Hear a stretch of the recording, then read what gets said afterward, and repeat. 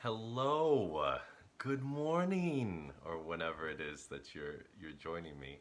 I've been wanting to do this for a while, to just read the Bible and share what I've found or just discover things along with you. And so I thought I'll just do it. So I've got my Bible, I've got some tea, I'm next to a record player which I think I'll play at the end, and just spend some time with you in this amazing book. I'm going through the English Standard Version. You can use whatever version you want, but I'll put the link down below where you can just click and you can go straight to it and read along with me if you'd like, or you can just listen and we'll spend some time discovering things together. I'm excited. Finally doing it. I don't know why it took me so long. Uh, Pray with me. God, show us who you are and help us to understand what you've been doing for us all the way along. I'm asking these things in Jesus' name. Amen. Here we go. Genesis chapter 1. Maybe you want to get some tea, you can pause it and go get some tea. This is Genesis chapter 1. In the beginning, God created the heavens and the earth. The earth was without form and void, and darkness was over the face of the deep, and the Spirit of God was hovering over the face of the waters. And God said, "Let there be light." And there was light. And God saw that the light was good, and God separated the light from the darkness. God called the light day, and the darkness he called night. And there was evening, and there was morning the first day. And God said, "Let there be an expanse in the midst of the waters, and let it separate the waters from the waters." And God made the expanse, and separated the waters that were under the expanse from the waters that were above the expanse. And it was so. And God called the expanse heaven, and there was evening, and there was morning the second day. And God said, "Let the waters under the heavens be gathered together into one place, and let the dry land appear." And it was so. God called the dry land earth, and the waters that were gathered together he called seas. And God saw that it was good. And God saw it was good. And God said, "Let the earth sprout vegetation, plants yielding seed, and fruit trees bearing fruit, in which is their seed, each according to its kind, on the earth." And it was so. The earth brought forth vegetation, plants yielding seed according to their own kinds, and fruit trees bearing fruit, and trees bearing fruit in which there is seed, each according to its kind. And God saw that it was good. And there was evening, and there was morning the third day. And God said, "Let there be lights in the expanse of heavens to separate the day from the night, and let them be for signs and for seasons, and for days and years, and let them be lights in the expanse of the heavens to give light upon the earth." And it was so. And God made the two great lights, the greater light to rule the day, and the lesser light to rule the night, and the stars. And God set them in the expanse of the heavens to give light on the earth, to rule over the day and over the night, and to separate the light from the darkness. And God saw that it was good. And there was evening, and there was morning the fourth day. And God said, "Let the waters swarm with swarms of living creatures, and let birds fly above the earth across the expanse of the heavens." So God created the great sea creatures and every living creature that moves, with which the waters swarm, according to their kinds, and every winged bird according to its kind. And God saw that it was good. And God blessed them, saying, Be fruitful and multiply, and fill the waters in the seas, and let birds multiply on the earth. And there was evening, and there was morning, the fifth day. And God said, Let the earth bring forth living creatures, according to their kinds, livestock and creeping things, and beasts of the earth according to their kinds. And it was so. And God made the beasts of the earth according to their kinds, and the livestock according to their kinds, and everything that creeps on the ground according to its kind. And God saw that it was good. Then God said, Let us make man in our image, after our likeness, and let them have dominion over the fish of the sea, over the birds of the heavens, and over the livestock, and over all the earth, and over every creeping thing that creeps on the earth. So God created man in his own image. In the image of God, he created him. Male and female, he created them. And God blessed them. And God said to them, Be fruitful and multiply, and fill the earth and subdue it, and have dominion over the fish of the sea, and over the birds of the heavens, and over every living thing that moves on the earth. And God said, Behold, I have given you every plant yielding seed that is on the face of all the earth, and every tree with seed in its fruit. You shall have them for food, and to every beast of the earth, and to every bird of the heavens, and to everything that creeps on the earth, everything that has breath, the breath of life, I have given every green plant for food. And it was so. And God saw everything that he had made, and behold, it was very good. And there was evening, and there was morning, the sixth day. Thus the heavens and the earth were finished, and all the host of them. And on the seventh day God finished his work that he had done, and he rested on the seventh day from all his work that he had done. So God blessed the seventh day, and made it holy, because on it God rested from all his work that he had done in creation. And that's the end of the first creation account, and then it moves on into the chapter 2 and into the second. The end of the first creation account actually ends in the second chapter. Isn't that great? Like, I remember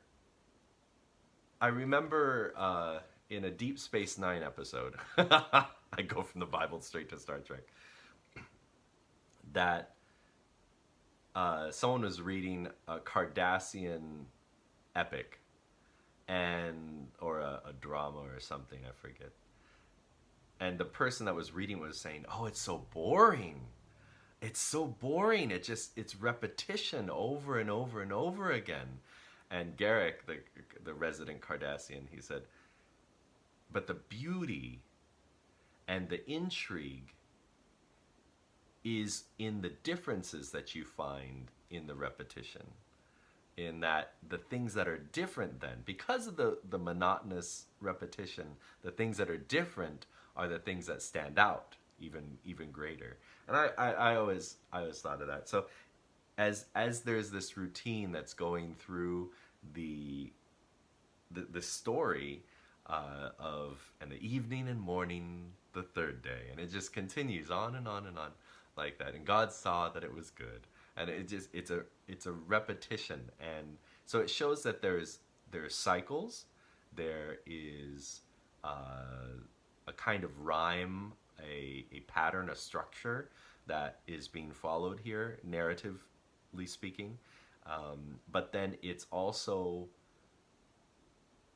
accentuating certain things because they are different, and I love it. I love it. I have dandelion tea. It's pretty good. I like it. With a little bit of sugar. So that's good. This keeps bumping. So I remember somebody saying that in seminary, one of my professors was saying that there, there's the two creation accounts, so to speak. There's the one in chapter 1 that takes up chapter 1 and bleeds into chapter 2. But then there's the second account that has a different objective, a different perspective. So it's doing that in chapter 2, and it carries on into chapter 3, and so that 2 and 3 are actually, chapter 2 and chapter 3 are stuck together because they're explaining the fall and everything that goes in there. And I'll do that for the next video. But this professor said, actually, the first verse is the first creation account, and it opens with, "In the beginning, God created the heavens and the earth." It's just this statement. That is the first creation account. That in the beginning, God created the heavens and the earth, and it was an overarching statement. And then it goes through and it gives in detail about that creation of and then that creation account, and then it goes even more specific into the chapter 2 direction. I thought that was interesting. So in the beginning, God created the heavens and the earth. The earth was without form and void, and darkness was over the face of the deep, and the Spirit of God was hovering over the face of the waters. We have this without form and void is actually the English translation of a Hebrew phrase that they don't actually know what it means. Tohu vavohu is the Hebrew there. Oy. And this is annoying me. Oy. Tohu vavohu. They don't know what it means. It has the sense of chaos to it. It has this kind of essence of disorder, but then it becomes ordered by God. And I always thought that was really fascinating. And a friend of mine said that in his research, he found out that this tohu vavohu, this without form and void that we try and translate it as, is actually mentioned in one other place in Scripture, and it's actually in Greek though. So there's some interpretation there. But in Revelation, when it's saying that the serpent of old is bound to the bottomless pit. Bottomless pit is actually tohu vavohu in Greek. So there's this bookend from Genesis to Revelation with just this phrase, and the earth was without form and void, and darkness was over the face of the deep.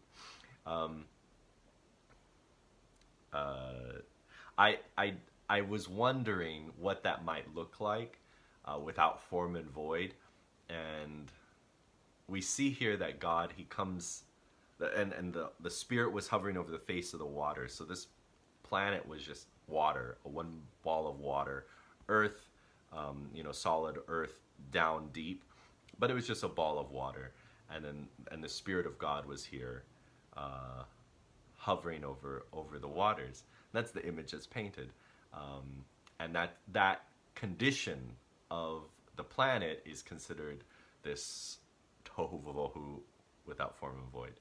And so I was thinking, well, what could that be like? And I thought, well, we know that God created here on earth, and creation is actually just this dividing, this separating, this organizing of, you walk into your bedroom and you might call it tohu vavohu. It's just chaos, the clothes everywhere, it's just dirty clothes and clean clothes and piles and books and everything, just stacks of things. And then you go in and you organize it, and so then that is bringing order to chaos. And this is what God is doing. He's coming in, and he's not creating anything, like he's not snapping his fingers and everything just appears. It's that it grows out of it, it separates, it does what he tells it, with light, let there be light. But he's not, he's actually just crafting this space. And I'm just going to give you everything I know about this chapter that has been meaningful for me, and then you can continue to build on that as you do your own exploration. So I'm just giving you everything. So I hope you got tea.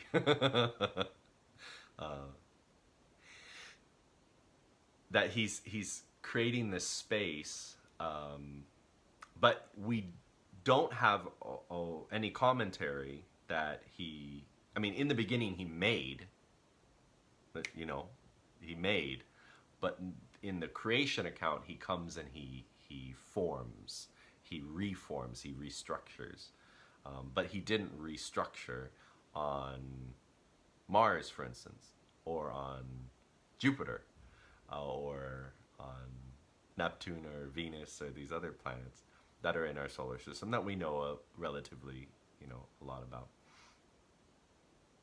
So maybe when you look at each one of these planets, like Venus has an acidic, like there's acid rain that's happening there, and it's ridiculously chaotic. Look at Mars; it's barren and rocks. It's just kind of a mass of rock and ice and whatever else. And then you look at Jupiter. Oh, there's a storm on it that is in recorded history. As long as we've been able to see the planet to some detail, there's been this one storm that's been raging, and it's many Earths across. I forget the exact detail. So it's chaos. I mean, just and by latitude, these winds are going cross directions all the way around the planet, and it's chaos. But then here we have, I mean, even in this world that is post the ideal, this is it's deconstructing. It still has a range of temperature that we can survive. We can't on the other planets without terraforming, and we've got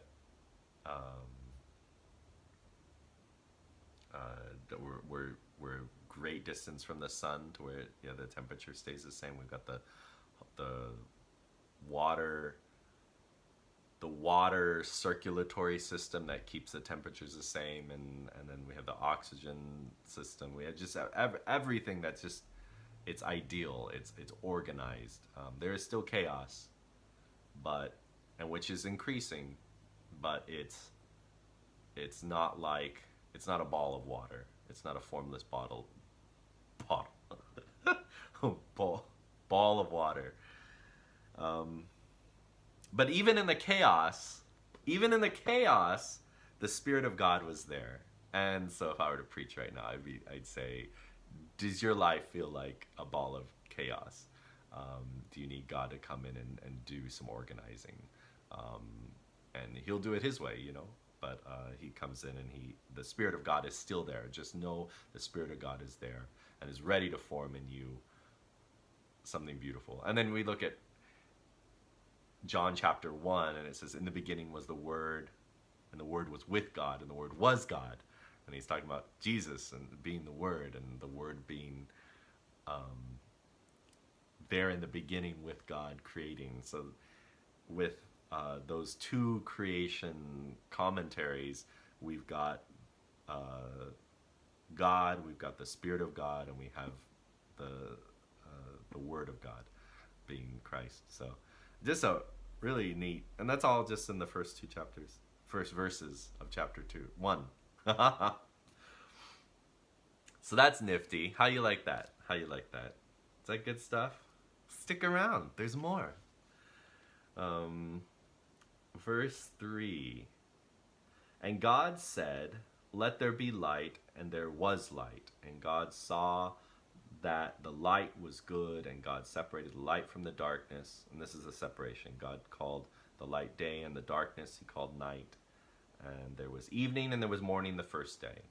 And it's interesting here.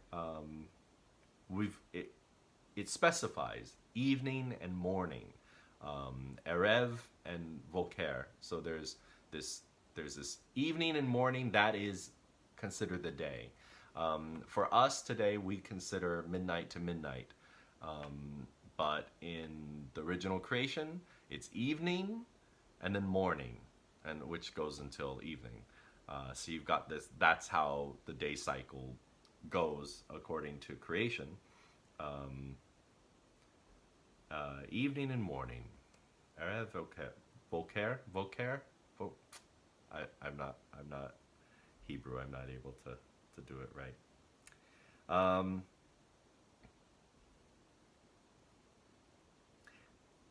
and God said, verse 6, and God said, let there be an expanse in the midst of the waters, and let it separate the waters from the waters. And God made the expanse and separated the waters that were under the expanse from the waters that were above the expanse. And it was so. And God called the expanse heaven, and there was evening and there was morning the second day. So the second day, first day, he makes light, right? And then it's day and night. He creates day and he creates night. And then the day 2, he's creating the expanse.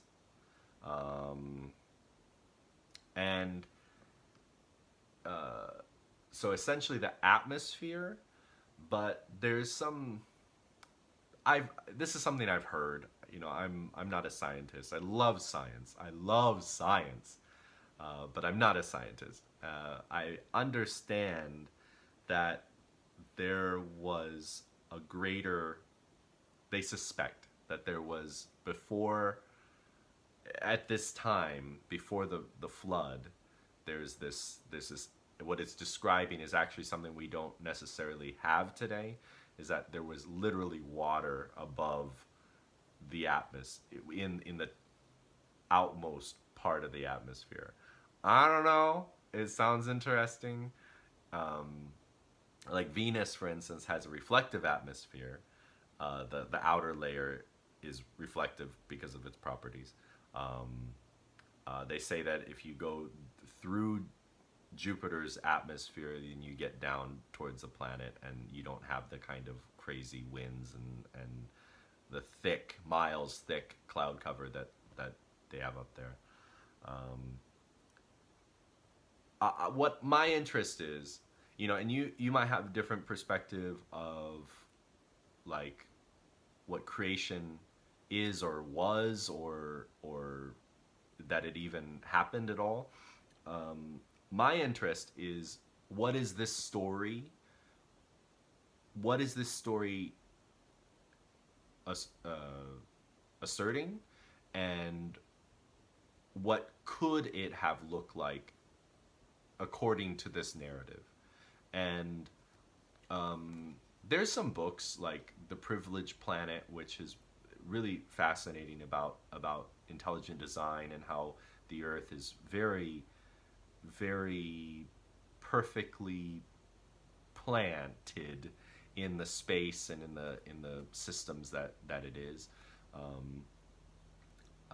And then there's all kinds of intelligent design conversations. There's a lot about creation as blah blah blah blah. You know, there's a whole conversation, and it's fantastic, and it's interesting, and I love talking about these things, learning about these things.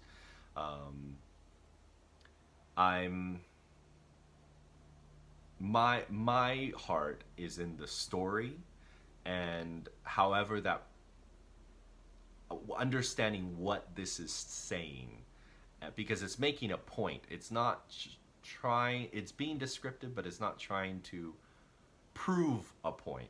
It's trying to communicate it's not trying to communicate details about it is. This book is a story about God from many different people's experience, but together about this one God.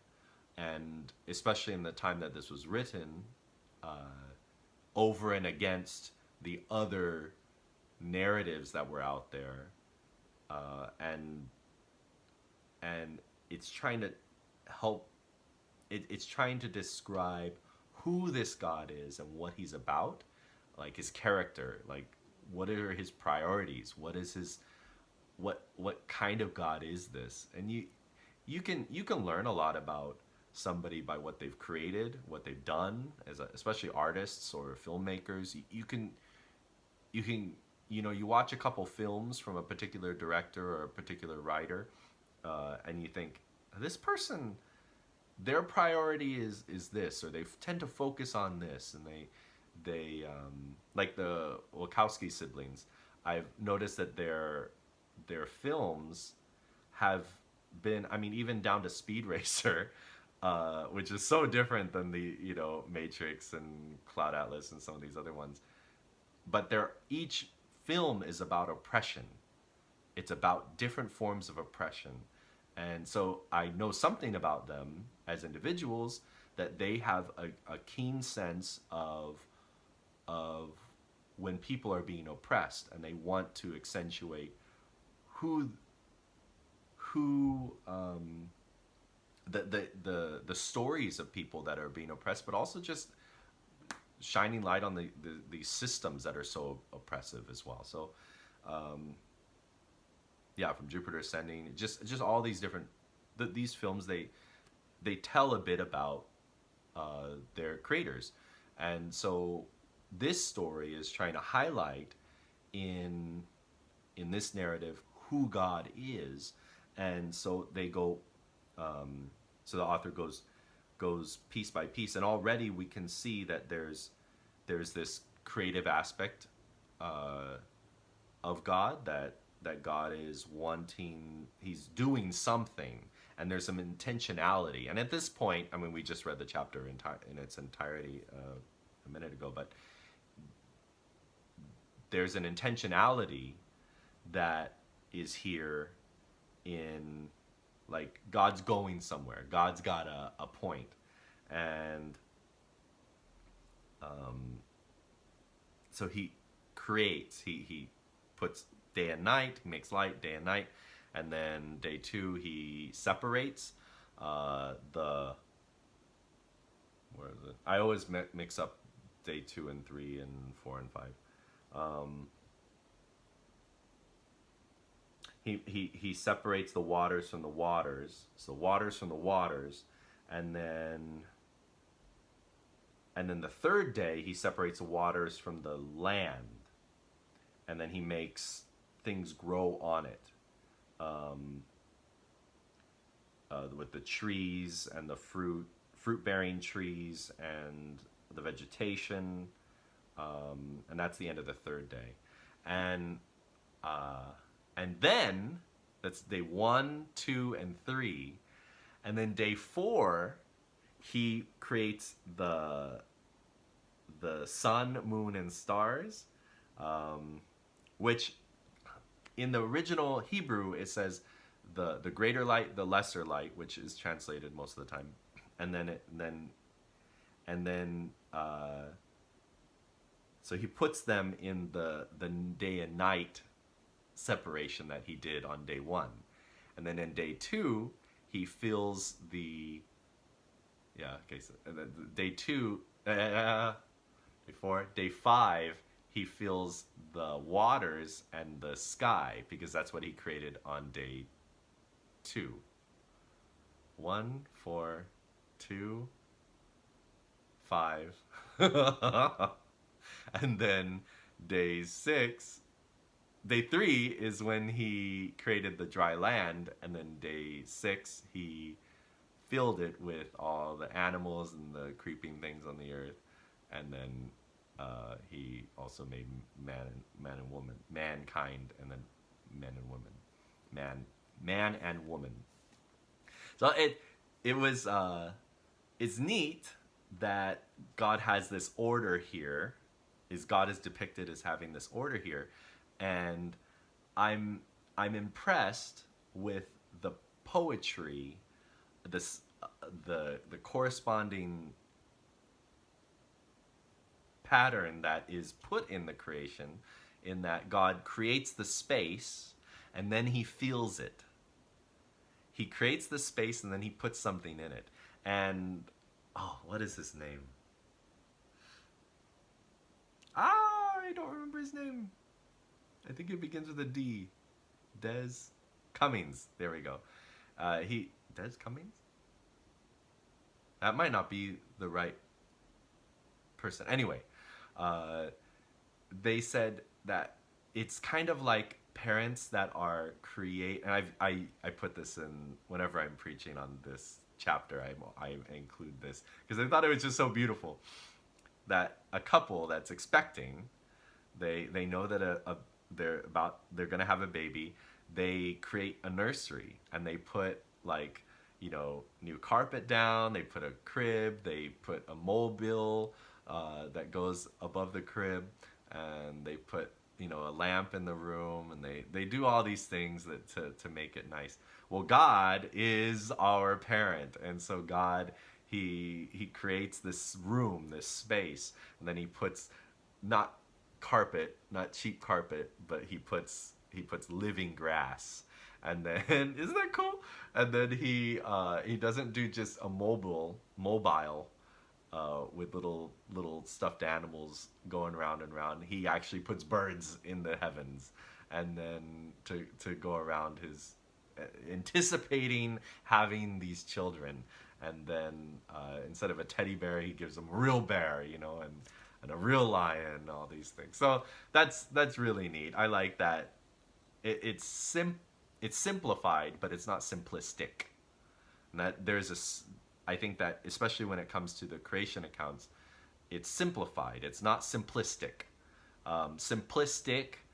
Some of these other creation stories, like the ones that were found in Nineveh when they did excavations. I mean, the what was her name? Anyway, the goddess was killed, and part of her was put into the sky, and then part of her was put into the earth, and then her blood was mixed with the earth, and then out come humans. Very it's accidental. It's I don't know. I shouldn't knock other stuff because I'm just presenting what this is here. Anyway, that's it. Let's go with that. So I think that's beautiful. So he does all these things, grout vegetation. Oh, what was I wanting to share? Yeah, evening and morning, the third day. The lights. Oh, that God actually, he creates light on the first day, and he separates from the darkness. And then it's not until day 4 that he creates the sun and the moon, the lesser light and the greater light. It's like, what? What's going on? Someone pointed out and said, Moses is the one that's attributed to have written down Genesis, written down, mind you, and he was educated. He knew what he was writing and how to write, and poetry, and he was, upper echelons of society in Egyptian, which they were brilliant. So he's putting these things down, sharing this story in a way that will be passed on, he knows, for generations to come. And they come out of Egypt, where they worship the sun, Ra. And so Ra isn't the creator. The sun is not the creator. You don't worship the sun. The sun is just created. The moon is created along with these other things. So I think that's an interesting highlight that Moses did here. Puts it later. And there's all kinds of discussion we can have on that. The best conversations are the ones that you have more questions afterwards than the ones when you began. But I love going through this story each time. I hope you feel my joy just being able to go through this. And I'm like, I could record this. It's so great. Anyway, thank you for reading along, investigating with me thus far. And we got more. It says that he created them for and let them be for signs and for seasons, for days and years. That's neat. That and this idea hit me. That, like, you can have a watch to tell the time, which is great. It's amazing the inner workings and the way that it goes. It has these cycles, and we're able to tell what time it is because of this watch. Well, God set it up to where we're living in the watch. Is that crazy? Um, this story is saying like it's out there, like, and it's not just what time of day by the sun, but the moons tell us the month, and it the Earth right now is on a tilt, right?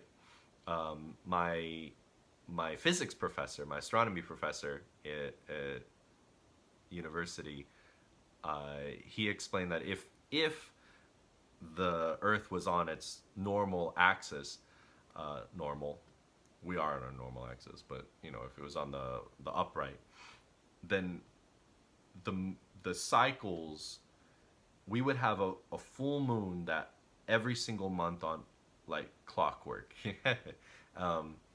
And I just think that's really amazing, like the structure that's built into the moon cycles, and the moon does the tides. The full moon marks the months. We have, and we know, a year. The stars also, we have the zodiac that we can tell what season it is, and it's predictable. It's something that's consistent. There is some variation, but that's, imagine blah blah blah before. We're in a broken clock, people. We're in a broken clock. But things are still working. It's really neat. So we're living in the clock. I wanted to share that. That's really cool. The fourth day, and God said, let them swim. And God said, let the water swarm with swarms of living creatures, and let birds. See, and this is where I really want, like, I love English Standard Version. It's word for word translated. It's a committee that makes those decisions. It's not just an individual or a particular group of people from a particular perspective. It's a committee that's putting these things together. And it's not thought by thought, so it's not being digested a whole lot. It's trying to be as close to as possible to even be legible and to be understandable in English. And it does have a little comment here. It says, and swarms of living creatures in the waters, and then let the flying creatures. So we have the English word birds here. It's just flying creatures. Because even as a kid, I was kind of like, well, what about bats? Which day were they created on? And that kind of, like, we start splitting hairs, and it doesn't make sense when we have the English translation. And they're trying to be helpful. But honestly, I feel like it's better to just give what it is, and for people to be able to experience it, especially when you're older, and to be okay with that. So let the swimming things swarm, and let the flying things fly in the heavens. And so that's how he populates those things. He populates that space. And then that was the fifth day. And then God said, let the earth bring forth living creatures. And this is more meaningful for me now. The earth brings forth living creatures. All these things come out of the earth. They all come out of this what do you call it? Out of what they're from, what they live in. They're from it.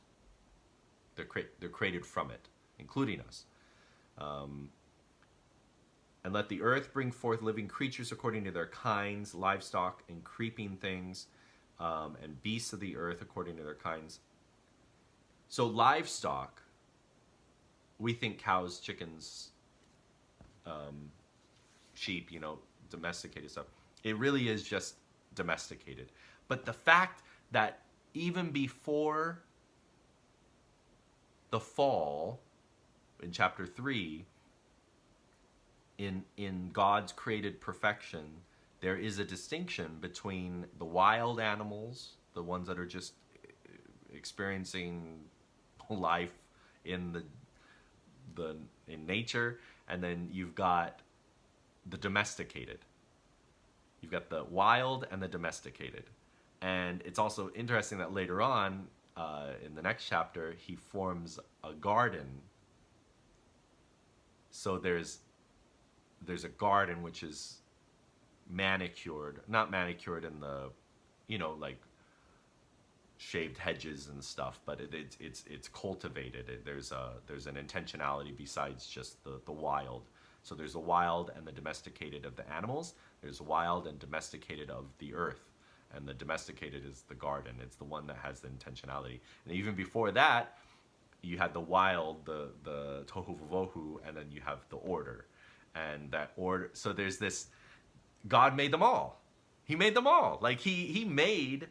The only thing that this 6-day creation is happening, this account, this is talking about organizing and life, specifically life, coming out of it. But the earth was already here. The waters were already here. And that's why that first line, in the beginning, like, yes, this is the beginning of life, but I think that statement's just a very broad, in the beginning, the very, very whenever beginning, at the Big Bang boom, anyway, I won't go there. And so at that, like, God created the mass, the matter. And then here in the beginning of our earth's life creation, God did these things, let there be light. So it's interesting. It's fascinating. I love this stuff. I went on like 3 tangents, didn't I? And in the 5th day, I heard Sunday, Monday, Tuesday, Wednesday, Thursday. Yeah. So I heard from which restaurant was I at? It was a Mediterranean restaurant, which is of course so many different countries and cultures, but so the owners they were talking about how weddings, they love to have weddings on Thursday, because that was on the 5th day is the one that God said, be fruitful and multiply. Like he blessed their multiplication. And so it's like, oh, we'll get married on a Thursday then, so we could get some of that blessing. I thought that was really cute. And God made the beasts of the earth, livestock according to their kinds, and everything that creeps on the ground according to its kind. And God said that it was good. And so if we look at what creeps on the ground, I think it's like insects, everything else. Because then when we look in Leviticus 11, chapter 11, and it talks about what animals can you eat, it says, of the creeping things, you can eat locusts and those kinds. So it's interesting. Okay. All right. Verse 26. There's so much here, and it's already 43 minutes. It's so good. I was actually intending to go in both accounts, but ain't gonna happen. Verse 26. Then God said, let us make man in our image. And this is interesting, because it says, let us make man in our image. One God, but there's this plurality to him. There's this, and in the beginning, like I said, there's a 3. And then here we have, let us make man in our image, which is also echoed a few more times in the early part of Genesis. So there's this, somebody said, maybe that's the royal we, like, we are pleased by your, it's like they're speaking on behalf of all of their subjects. I can see that too, but there's just a lot of points in here. And let them have dominion over the fish of the sea, and over the birds of the heavens, and over the livestock, and over all the earth, and everything that creeping thing that creeps on the earth. Dominion is something that's very important to understand in a different way than DS9. Dominion is about our responsibility and role more than it's about power, and it's not an oppression thing. Dominion, it can be abused and turn into oppression, but dominion is about, if a king said, a king or a queen said, "This is my dominion," it means, yeah, they have authority, they have power, they can do whatever they want. At the same time, they are responsible for anything that happens there. They are to take care of everyone who lives there. And our role, even before God created, God's intention for us was to take care of all the other creatures. And so we do have, we're the top of the food chain in one perspective, in one aspect, but we're the top, we're the smartest, most intelligent. The animals are intelligent. We're able to solve problems. We're able to subdue. We're able to change our environment in drastic ways. But that's because we're supposed to take care of it.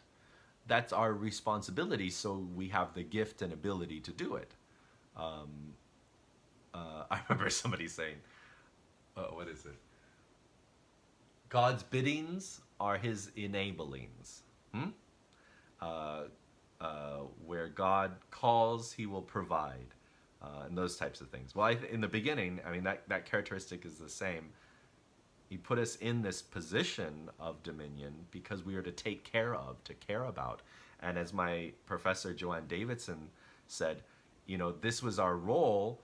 And now the only thing we care about animals is if they poop on our car. Like, that's the only time we care about, like, frustrated with them. Or what they might taste like. It's so sad. And so that's, our dominion is our responsibility.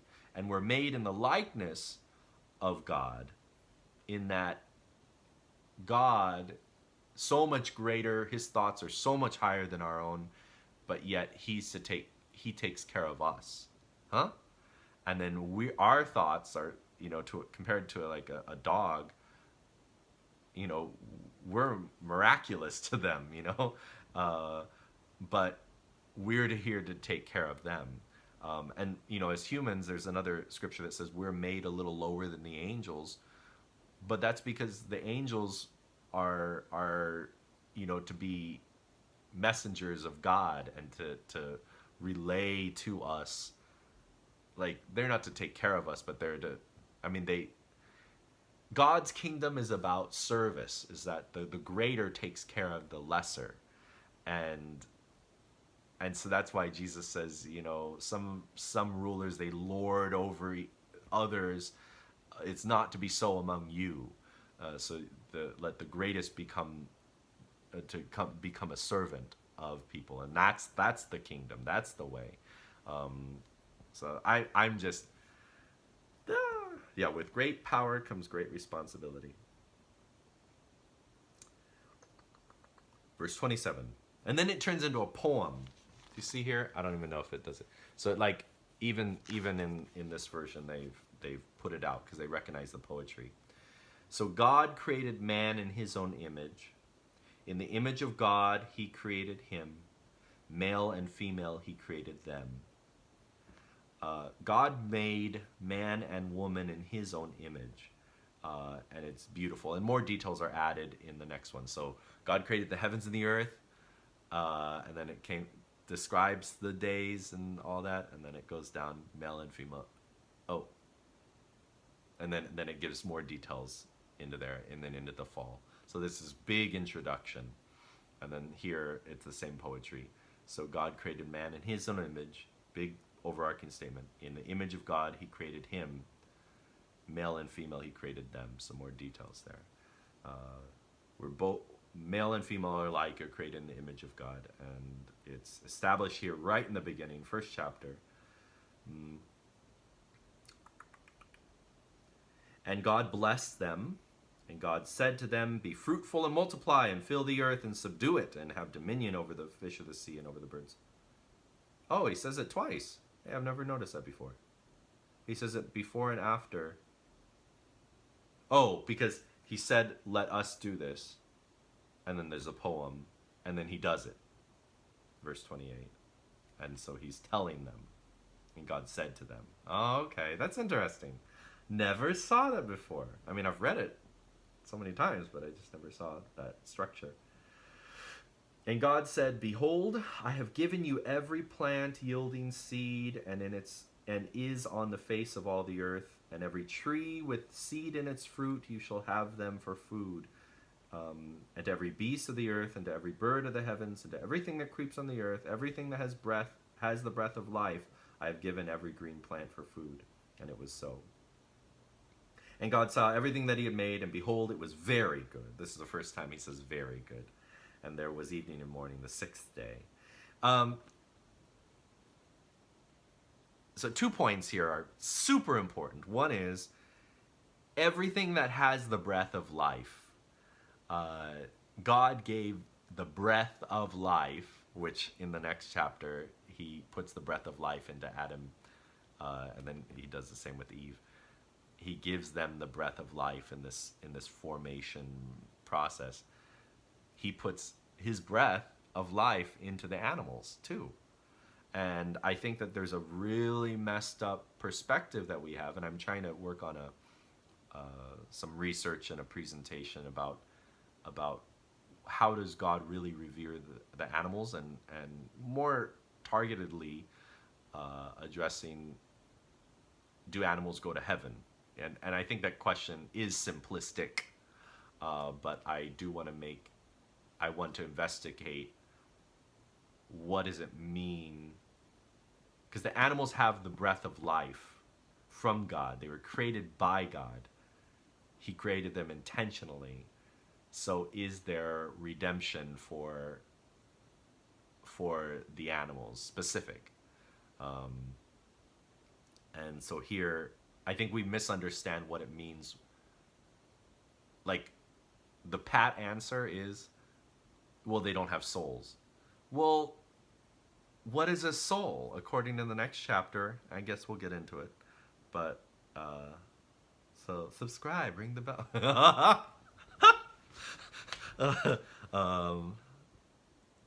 Yeah, so we'll do that next time. And the other one is, he gave fruit and green things for us to eat. That diet, when people eat the things that grow naturally, plant-based foods, there is a significant change. And you can watch anything on Netflix or YouTube, just anything. A plant-based, a vegetarian diet really is the one that was given in the beginning, and it's still the best for our bodies today. I'm vegetarian. I don't like the taste of meat because I grew up vegetarian, but and so I can't be like, well, be like me, because I eat cheese and stuff, so don't judge me. But I see that so many other people, when that have a bigger demand on their bodies than I do. Like, what do? I sit and I read the Bible all day. They, like, bodybuilders that only eat fruit, for instance, like fruitarians. These are amazing humans that do incredible things. Gymnasts, athletes, just amazing. My camera ran out of space, so I'm making waffles. Where is it? Here it is. Let's see how it goes. Wow, beautiful! Amazing. I want to show you my avocado pit too. It's got a sprout today. I'm so excited. And this other one does too. Ah!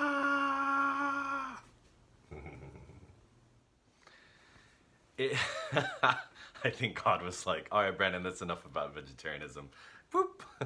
And my card filled up on my phone, so I had to go upload it to YouTube, delete some things off my phone, and during the whole process, I laid down for a second and was out like a light.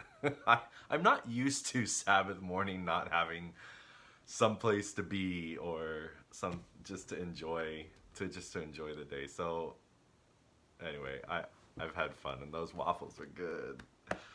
My tea is cold, but that's okay.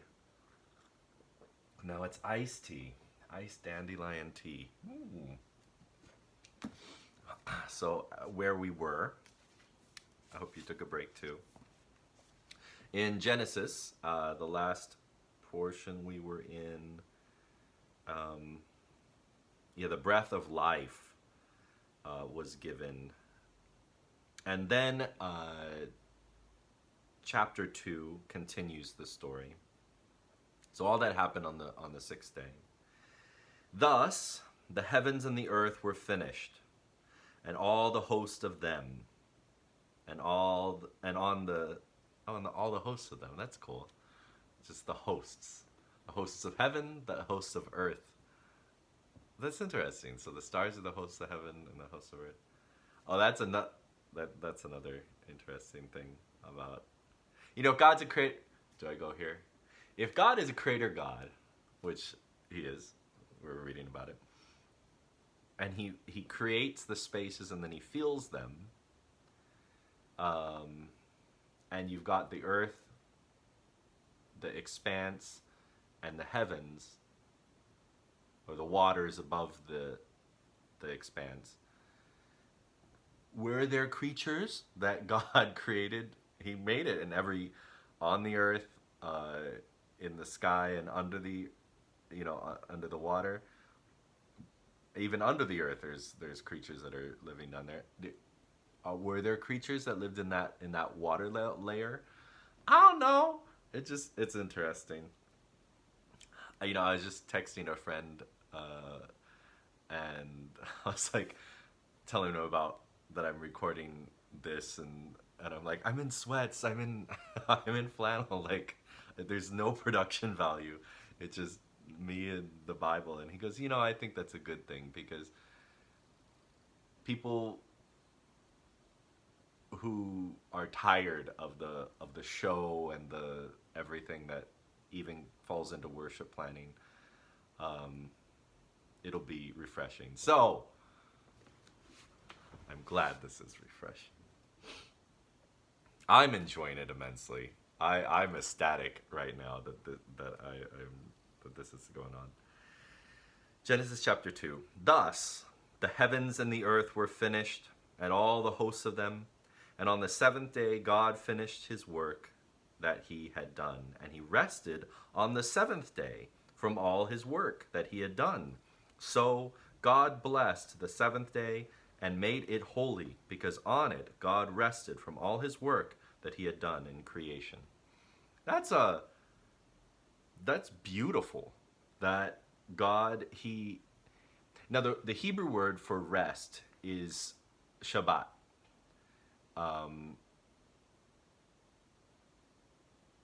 The word is not so much rest as lay down, take a nap, like I just did, but I think it can include it, but the rest is more like in music. When you're playing and then there's a rest, it means you pause.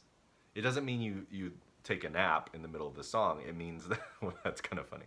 But that you cease, you stop. The music, it pauses and then it continues. It's a ceasing action that happens.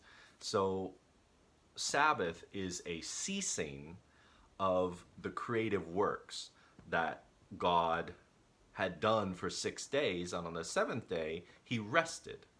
He ceased, and he observed. He looked at his work. He enjoyed it. And I think, if we think about artistry, when we're creating something, or an artist is designing something, after they're done with it, after it's transported to its permanent location, it's on the wall or it's installed, or the sculpture is installed, the artist stands back and looks at it, observes the lighting, observes the curves, observes the way the space, how the object that's created interacts with the space that it's now in. And there's a need for an artist to appreciate their work. And God does exactly this. He creates, and then he ceases, and he just observes it, and he enjoys it. There's this, and he does this on the seventh day. And then verse 3, so God blessed the seventh day. He rested, and his resting on it is coupled with his blessing of that day, of that special day. And yeah, God wasn't tired. You know what I mean? God wasn't tired on the seventh day. He rested on it. In that, he wasn't tired. He wanted to enjoy it and to observe it. And this he made a holy day. So that remember the evenings and mornings that happened every day. So then he made the seventh evening and morning, the seventh day, holy. He blessed it, put a blessing on it, and then he made it holy. Holy is kind of an interesting word because we often think of holy as something that glows. Oh, I'll do it. Oh, there's this glow that happens with holiness we have in our mind. And sure, it happened with Moses, and there's certain details there. But holiness in its true form is something that's set apart. It's something that is reserved. It is something that has a special designation on it. And so God made the seventh day holy because on it God rested from all his work that he had done in creation. And so from this story we see that the Sabbath was instituted, was created in the very first week, and then it's a perpetual memorial of God's creative work on this planet. That every week, the seventh day, it honors him. It reminds us when we also rest and we take in that blessing and we make that day holy. We remember it and make it holy, like the fourth commandment says. Then we're remembering that God is our creator God, and that this is the relationship that we have with him, that he made us, that he crafted, and it reminds us also our right relationship with the rest of creation, that we are caretakers of it, that we are to care for creation just as God created it, creation, that we are part of it, and that we are in that kind of close, important, artistic relationship with our creator God. It's a beautiful and necessary thing that is then repeated throughout the rest of Scripture. And I've got a video. I'll put that video down below. Why I keep the seventh day Sabbath and why that's been important to me in my experience. This is so super neat. Is there anything else to share?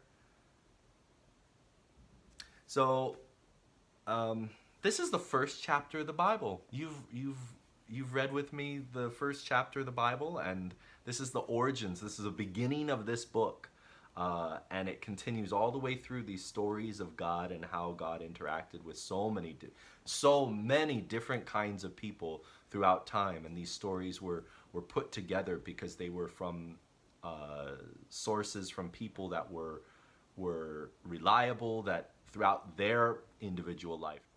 Maybe the sign I just gotta stop. My card filled up again. I don't know. Let's listen to a record. I've got. I was just thinking of starting with this one just because I have it on the front here. You're probably wondering what that name was. Whitney, the world's most famous organist of hymns and gospel songs. Somehow I acquired this one, and we'll see how this is. Let's see if one sticks out. Oh, it's 4 volumes. Yeah, I don't have all 4 volumes. It's a 33 and a third. Does that mean I have to change the speed? Look, the record is red. Look how classic. Okay. Eternal Father, strong to save. Let's go with that one. That's neat. That is neat. I'll show you it closer. It's by Sacred Records. There we go. All right.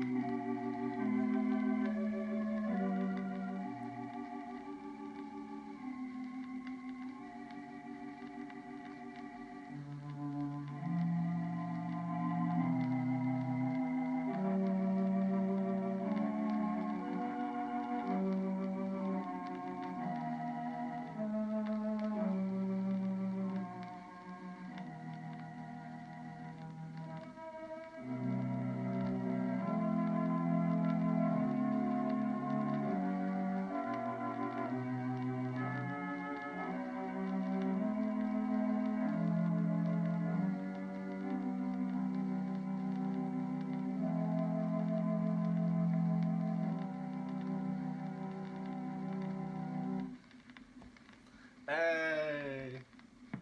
I love it.